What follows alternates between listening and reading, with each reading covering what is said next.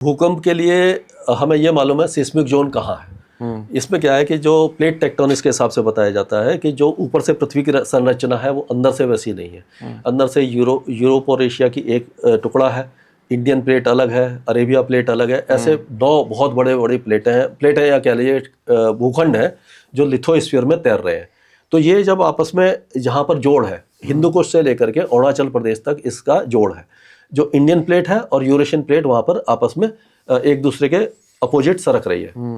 तो वो 2-4 centimetre per year के हिसाब से चलती है। तो जब ये आपस में इसमें जब जोड़ है, जो चट्टानें आपस में जब रगड़ती हैं उसमें टेंशन बढ़ जाती है और उस जगह पर जब वो चट्टानें टूटती हैं तो उस जगह वो भूकंप आता है। और जिस जगह टूटती है उसको एपिसेंटर कहते हैं और सरफेस पे वो धरती हिलती है और भूकंप आता है। तो वो सिस्मिक जोन जो है वो जोन 5, जोन 4, जोन 3 इस तरह से उसको बताया जाता है। लेकिन ये एरिया आप बता सकते हो कि इस जगह भूकंप बड़ा आ सकता है, लेकिन ये नहीं बता सकते कि कब आएगा। आने के बाद जो आफ्टर शॉक आते हैं, बड़ा भूकंप आया जैसे 7.2 का आया या 7 का आया, तो आफ्टर शॉक होगा, पहले 5 का आएगा, फिर 4 का आएगा, 3 का आएगा। यानी कि वो प्लेटें जब फिर से आपस में सेटल हो रही होती है धीरे धीरे, तो वो उसकी इंटेंसिटी कम होती जाती है। लेकिन आफ्टर शॉक भी खतरनाक होते हैं। अगर बड़ा भूकंप आया 7 का, उसने कुछ बिल्डिंगें गिरा दी और कुछ में क्रैक आ गए, वो गिरी नहीं। उसके बाद 5 का आ गया तो वो अकेला आता तो वो बिल्डिंगें नहीं गिरा सकता था, लेकिन जो कमजोर हो चुकी हैं उनको फिर गिरा सकता है। तो मेन भूकंप आने के बाद अगर उसमें डैमेज हो गया बिल्डिंग के, तो आप बाहर निकलिए और वेट कीजिए 2-3 दिन का। 2-3 दिन तक वो उसका असर रहेगा, उसके बाद ही आप अंदर जाइए। थोड़ा ये भी बताइए सर, कितने कितने स्केल वाले जो ये भूकंप होते हैं वो नॉर्मल होते हैं, खतरनाक होते हैं, ज़्यादा खतरनाक होते हैं? देखिए, जो 3 तक आता है उसको तो आप कभी कभी फील भी नहीं कर पाते। रेक्टर स्केल पर 3 जो इंटेंसिटी होती है। फिर 4 से 5 तक का होता है। 5 तक का को मॉडरेट कहते हैं। तो मॉडरेट इंटेंसिटी का होता है, उसमें आपको फील होता है और नुकसान नहीं होता, लेकिन फील हो सकता है। और 5 से ऊपर जब आता है तो उसमें छोटे मोटे जो इंस्टॉलेशन है उसमें नुकसान हो सकता है, दरारें आ सकती हैं। और 6 या 7 का जो होता है उसमें काफ़ी ज़्यादा नुकसान होता है वो। और 7 से ऊपर को मेजर बोलते हैं, स्ट्रॉन्ग या मेजर। इसमें क्या होता है कि 5 से अगर 6 है तो आपको नंबर तो एक ही दिख रहा है कि 5 से आप 6 पे गए, लेकिन वो 10 गुना ज़्यादा बड़ा होता है। उसकी जो एनर्जी होती है 10 गुना बढ़ जाती है।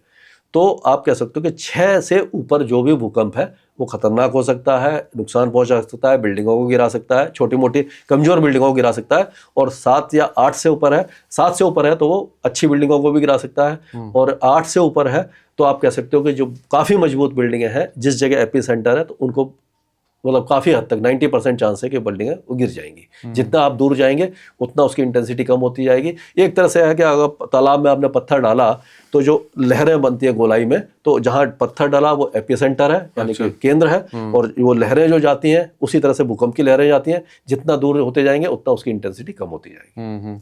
दिल्ली में हम लोग रह रहे हैं सर, और दिल्ली में पुरानी दिल्ली आप जाएंगे तो वहाँ के जो मकान देखते हो तो मुझे देखते ही लगता है कि वो जितनी पुरानी है, वो तो मुझे लगता है कि जो हालात है कि थोड़ी भी अगर हिलेगा तो सब भरभरा के गिरेंगी। पुरानी दिल्ली हो गई, आपको लक्ष्मी नगर साइड में हो गया, या ट्रांस यमुना इलाके में चाहिए। जो अनऑथराइज कॉलोनियां हैं उसमें आप देखेंगे कि 50 गज के प्लॉट पर 5-5 मंजिल बिल्डिंगें बना दी हैं बिना कॉलम के। तो ये अगर वैसे भूकंप, क्योंकि यहाँ कोई बड़ी सिस्मिक जोन है नहीं, तो दिल्ली में चांसेस कम है। लेकिन उत्तराखंड में अगर बड़ा भूकंप आता है तो उसका असर दिल्ली में होगा। और एक मुरादाबाद फॉल्ट है जो हेयर पिन बैंड बोलते हैं इसको, जो उत्तराखंड से लेकर के दिल्ली तक मुरादाबाद होते हुए आ रही है, तो वहां पर भी है एक हल्का जोड़ है। तो हो सकता है कि अगर 6 से ऊपर आता है तो दिल्ली में भी काफ़ी नुकसान होगा। ट्रांस यमुना इलाका जो है वो ज़्यादा सिस्मिक जोन 4 में आता है। और जो गुरुग्राम का इलाका है वो थोड़ा सेफ है, जहाँ पे अरावली हिल्स है। तो मतलब ये कह सकते हो कि अगर 6 से ऊपर भूकंप आता है तो दिल्ली को काफ़ी ज़्यादा नुकसान उठाना पड़ेगा। जिस तरह सर काम में धांधली है, और ख़ासतौर से कंस्ट्रक्शन में हम लोग देखते हैं कि किसी ने फ्लैट बुक किया और जब उसको सामने आया तो वो घर में रह रहा है, एक कील अगर उसको गाड़नी है तो उसने डाला तो वो कील ही पूरी घुस गई अंदर, इतनी ख़राब क्वालिटी होती है। तो डर तो ये भी लगता है कि कभी जब ये लोग बताते हैं कितनी लंबी लंबी हाई राइज बिल्डिंग्स हैं और बोलते हैं कि भाई भूकंप रोधी है ये, कभी अगर ऐसी स्थिति आई तो आपको लगता है कि ये उस पैमाने पर खरे उतरेंगे? देखिए, ये तो बताना मुश्किल है, लेकिन ये है कि पहले जो बिल्डिंगें बन गई हैं वो तो काफ़ी कमज़ोर हैं, मतलब कि उसमें नॉर्म्स नहीं है। अब जो सरकार ने ये नॉर्म्स स्पेसिफाई किए हैं, अब ये मुझे नहीं मालूम कि उसको कितना फॉलो किया जा रहा है या वो ऐसी जो संस्था है जो उसको मॉनिटर कर रही है वो कितना कर रही है। लेकिन अभी भी मतलब कुछ बिल्डर हैं जो बहुत अच्छी बिल्डिंगें बना रहे हैं, कुछ ये हैं जो केवल पैसा कमा रहे हैं। तो इससे मतलब उनका तो नुकसान नहीं है, लेकिन जो उसमें रह रहे हैं और जान माल का नुकसान होने की जो संभावना है वो काफ़ी ज़्यादा बनी हुई है अभी भी, खास करके हाई राइज बिल्डिंग में।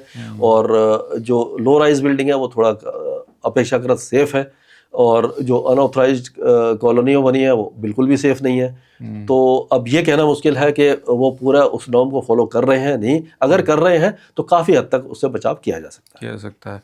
जब बात हो रही है भूकंप की और बचाव की बात हो रही है, तो मैं चाहूँगा कि ये भी आप बता दें कि इससे बचने के लिए अगर ऐसी स्थिति आती है तो स्टेप बाय स्टेप क्या जो है वो सेफ्टी मेजर्स लेने चाहिए? देखिए, इसमें सबसे बड़ी बात है कि हाई राइज बिल्डिंग में आप लिफ्ट का यूज़ कभी मत करिए, क्योंकि लिफ्ट लाइट चली जाती है, सबसे पहले लाइट जाएगी, लिफ्ट में आप फंस जाएंगे। तो वह तो बिल्कुल नहीं करना है। और अगर ज़्यादा ऊंचाई पे हैं आप, 6-7 मंजिल पर हैं, तो नीचे आपको आने में टाइम लगेगा, तब तक भूकंप ख़त्म हो चुका होगा, तो जो नुकसान होगा हो जाएगा। तो कोशिश यही करिए कि जो कोना है घर का, जहाँ पे कॉलम है, आपको मालूम है कि पिलर है, कॉलम है, उसके पास खड़े हो जाइए, या किसी बड़ी टेबल के नीचे बैठिए, तकिए को अपने सिर पर रख करके अपना झुक करके बैठ जाइए। शीशे वगैरह वाली जगह की जो खिड़कियां उसके पास मत जाइए, वो टूट सकती हैं, वो लग सकता है। तो मतलब यही है कि अगर आप नीचे वाले फर्स्ट या सेकंड फ्लोर है तो भाग के खुले में चले जाइए, यही आपका बचाव हो सकता है। बाकी तो अगर हाई राइज बिल्डिंग में ज़्यादा ऊंचाई पे है तो आपको वहीं रहना है, आप मूव नहीं करेंगे, और कोने में जा करके आप कोशिश करेंगे, जितना बचाव होगा तो वो होगा। और कोई मजबूत टेबल है उसके नीचे? हाँ, उसके टेबल में तकिया अपने सिर के ऊपर या पिलो वगैरह या कोई ऐसी चीज़ रखे जिससे कि अगर कुछ होता है तो वो चीज़ें बच जाती है। बिजली गिरने की भी घटनाएं होती हैं जिस तरह से, वो भी अच्छा मैं देखता हूँ कि जैसे कि एक जगह मैं एक पॉडकास्ट कर रहा था, उन्होंने ये कहा कि बिल्ली रास्ता काटती है तो लोग नहीं जाते थे, तो उसका उन लोगों ने ये जवाब दिया कि भाई बिल्ली का ये नियम इसलिए बनाया गया क्योंकि बिल्ली को पहले पता चल जाता है, उनकी कुछ इस तरह की चीज़ें होती हैं कि उनको उस तरह के वेवलेंथ और चीज़ें पता चल जाती है कि यहाँ पे बिजली गिरने वाली है, कुछ भूकंप आने वाला है। तो ये थोड़ा बिजली गिरने के बारे में हमें बताइए। बिजली का देखो, बिल्ली का तो यह है कि बिल्ली तो जाएगी, कहीं भी जाएगी तो वो तो पूरे दिन घूम रही है, तो पूरे दिन तो बिजली नहीं गिर रही। ये तो मतलब एक वो है, अंधविश्वास है। लेकिन बिजली गिरने का ये होता है कि बिजली का अलग अलग प्रकार होते हैं। क्लाउड टू क्लाउड होती है, जब आप देखते हैं कि बादल में बिजली चमक रही है बहुत तेज, तो एक क्लाउड से दूसरे क्लाउड में होती है। और क्लाउड टू अर्थ होती है, मतलब कि बेस ऑफ क्लाउड से लेकर के अर्थ ज़मीन तक आती है वो। तो उसमें क्या होता है कि वो जो बिजली होती है वो एक तरह से नेगेटिव और पॉजिटिव चार्ज बादल में बन जाता है। अच्छा।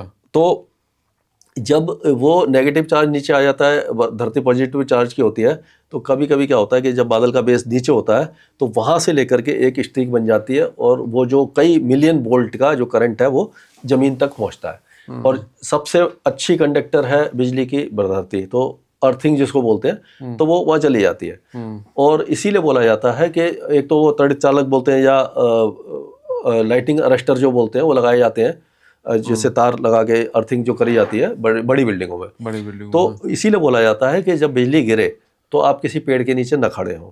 अच्छा। क्योंकि जब बिजली गिरेगी तो जो 100-200 मीटर के दायरे में जो सबसे ऊंची चीज होगी उसके ऊपर गिरेगी, क्योंकि सबसे ऊपर चीज जो होगी उसी को वो पकड़ेगी और उसके थ्रू वो धरती में जाएगी। अगर आप पेड़ के नीचे खड़े हैं तो पेड़ के ऊपर गिरेगी और पेड़ के नीचे आपको नुकसान हो सकता है। मतलब ये काफ़ी हाई वोल्टेज होता है। हाँ, कई मिलियन करंट का वोल्ट होता है, कई मिलियन। हाँ। और उसके बाद अगर आप खेत में काम कर रहे हैं, ज़्यादातर हमने देखा है कि बिहार, झारखंड, पश्चिम बंगाल में जो खेत में काम करने वाले लोग हैं वो सबसे ज़्यादा उनकी जान जाती है बिजली जब गिरती है। उसी एरिया में थोड़ा ज़्यादा गिरती है।